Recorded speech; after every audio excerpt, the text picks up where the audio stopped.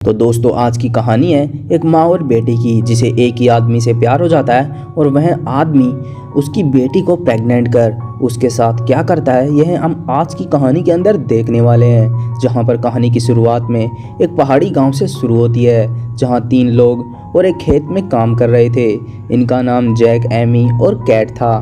Cat एक विधवा महिला थी, एमी उसकी इकलौती बेटी थी।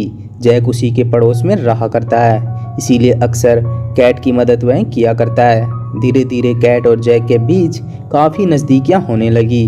वे दोनों एक दूसरे के काफ़ी करीब आ गए और यह बात एमी भी यानी उसकी बेटी भी जानती थी। आज ही जैसे कैट अपना काम कर जैसे ही जैक को खाना देती है, वह अपने घर का काम करने के लिए घर के अंदर चली जाती है। कैट के जाते ही एमी ने मौका पाकर जैक के साथ छेड़खानी शुरू कर दी, क्योंकि उसकी उम्र भी हो चुकी थी जहां उसे किसी के साथ की और प्यार की जरूरत थी। जहां पर वह जैक को सीड्यूस करना चाहती थी ताकि जैक उसकी तरफ आकर्षित हो, क्योंकि एमी भी अब जैक को पसंद करने लगी थी। क्योंकि अब एमी इतनी बड़ी हो चुकी थी कि वह भी अपनी इच्छाएं पूरी करना चाहती थी और वह उसके साथ इंटीमेट होने के लिए उसे सीड्यूस करना शुरू करती है।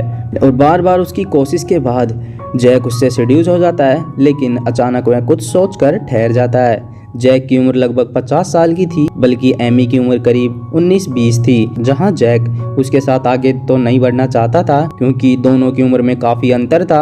अब जैक के मना करने के बाद एमी अपने घर लौटती है। यहाँ पर हम उन लोगों को देखते हैं। कैट खेतीबाड़ी के अलावा सिलाई का काम भी किया करती है। वह एमी से कहती है, तुम पहले फ्रेश हो जाओ, फिर हम साथ में खाना खाएंगे।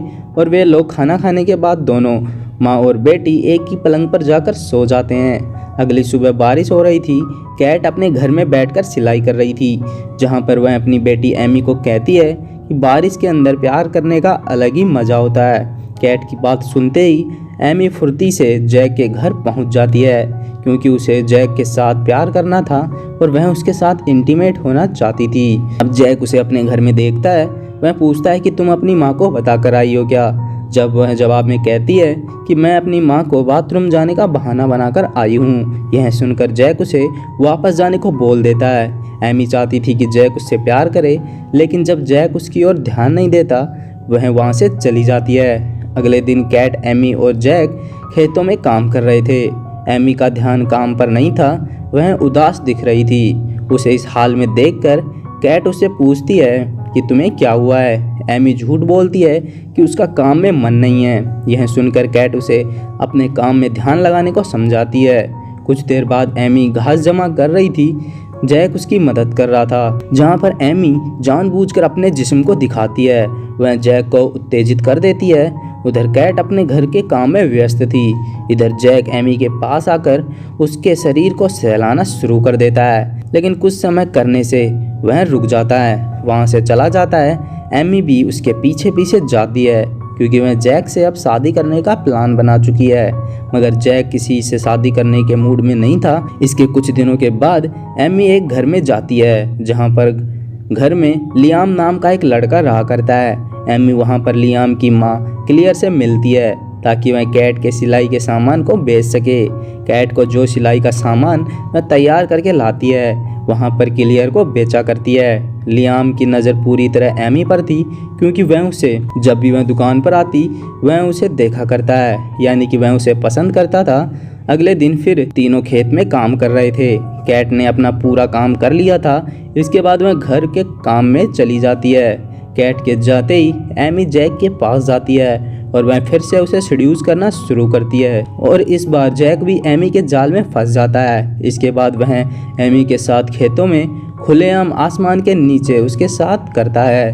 दोनों के बीच एक नाजायज अफेयर वाला रिश्ता बन चुका था। एक दिन जैक को मौका मिलता है तो वह एमी के साथ रोमांटिक पल गुजारता है, और रात में कैट के साथ। अब उसकी लाइफ काफ़ी अच्छी चल रही थी। जैक दोनों को बिना किसी भेदभाव के प्यार किया करता है। जैक की किस्मत मानो चमक चुकी थी। दोनों माँ बेटी के साथ एकदम आनंद भरी लाइफ जी रहा था। कुछ दिनों के बाद कैट के घर में सैम नाम का एक आदमी आता है। उम्र 60 साल थी। सैम की पहली पत्नी कई सालों पहले गुजर चुकी थी। जब वह कैट से शादी करना चाहता था तो कैट उसे प्रस्ताव लेकर उसे कहती है कि मुझे सोचने का कुछ समय दीजिए। इसके बाद सैम वहाँ से चला जाता है। धीरे धीरे दिन बीतते हैं। एमी अब दिन भर जैक के साथ समय गुजारती है। कैट को इस बात की भनक नहीं थी। कैट ने सपने में भी नहीं सोचा था कि उसके पीछे ऐसा कुछ हो रहा होगा। 1 महीने बाद सैम फिर से कैट के पास आता है ताकि वह उसका जवाब सुन सके। कैट सैम से साफ कह देती है कि हमारी उम्र में काफ़ी फ़र्क है, तो मैं तुमसे शादी नहीं कर सकती। कैट की ना सुनकर सैम उदास होकर वहाँ से चला जाता है। अगले दिन कैट और एमी जब खेतों में काम कर रहे थे, जैक को बुलाने जाती हैं, जो कि उसके घर के अंदर नहीं था। अब यानी कि वह उन्हें बिना बताए कहीं पर चला गया है। इस कारण दोनों माँ बेटी निराश हो जाती हैं। फिर भी उन्हें ऐसा लगता है कि शायद जैक कोई ज़रूरी काम से गया होगा, वह जल्द वापस आ जाएगा। लेकिन कई दिन बीत जाते हैं, जैक घर पर नहीं लौटता। एक रात कैट एमी को नहला रही थी, तभी उसकी नज़र एमी के बढ़ते हुए पेट पर पड़ती है।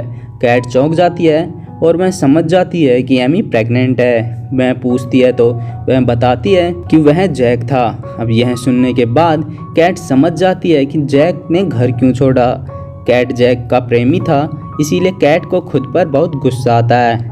उसने एक ऐसे नीच इंसान से प्यार किया और उसने उस आदमी पर भरोसा किया।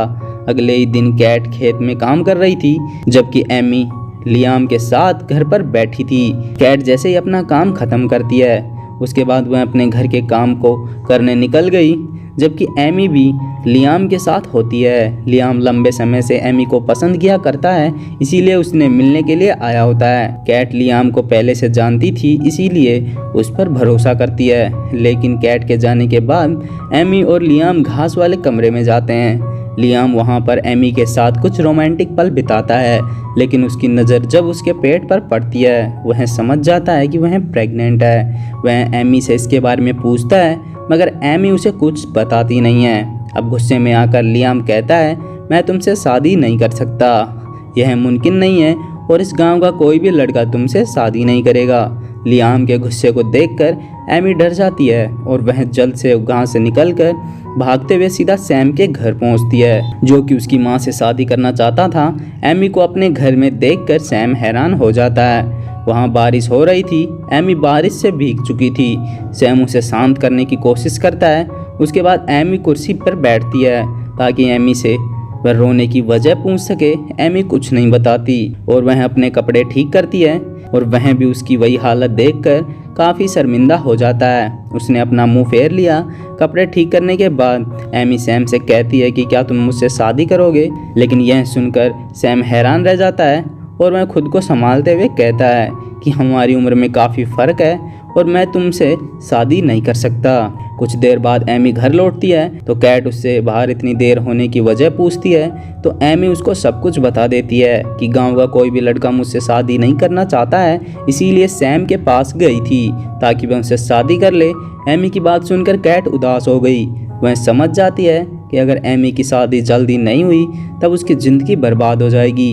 साथ ही उसे इस बात का दुख है कि जैक जो उसका प्रेमी था वह उसके घर से आता जाता था, उसी ने एमी की ज़िंदगी बर्बाद की है। कैट जितना दोस्त एमी को दे रही थी, उतना ही वह खुद को भी कसूरवार मान रही थी। इसके अगले दिन कैट सैम को अपने घर बुलाती है ताकि वह उसे किसी तरह एमी से शादी के लिए मना सके। शुरू में सैम शादी के लिए राजी नहीं होता, लेकिन कैट के बार बार रिक्वेस्ट करने पर वह मान जाता है। कैट इस शादी से बहुत खुश थी। शादी के बाद वह उन दोनों को घर छोड़ने जाती है। रात होते ही सैम एमी के साथ इंटीमेट होता है। सैम यहाँ पर एमी से वादा करता है कि वह उसके बच्चे का भी पूरा ख्याल रखेगा। कुछ महीने के बाद एमी एक बच्चे को भी जन्म दे देती है। सैम उसका और उसके बच्चे का अच्छे से ख्याल रखता है। सैम के इस स्नेह को देखकर एमी हैरान रह जाती है। कैट को देखते हैं, उसे भी यह मालूम चलता है कि सैम एमी और उसके बच्चे का पूरा ख्याल रख रहा है, लेकिन कैट के दिल में अंदर ही अंदर पछतावा था, इसीलिए उसकी बेटी को इतना कुछ झेलना पड़ा है और उसने जैक जैसे धोखेबाज पर भरोसा किया। कैट अपने पछतावे के बोझ में इतना दब चुकी थी कि वह सुसाइड करने का प्लान करती है। मूवी के एंड में हम देखते हैं कि वह खुद को ख़त्म कर लेती है। तो कहानी यहीं पर ख़त्म होती है। दोस्तों, कहानी कैसी लगी कमेंट कर ज़रूर बताएं।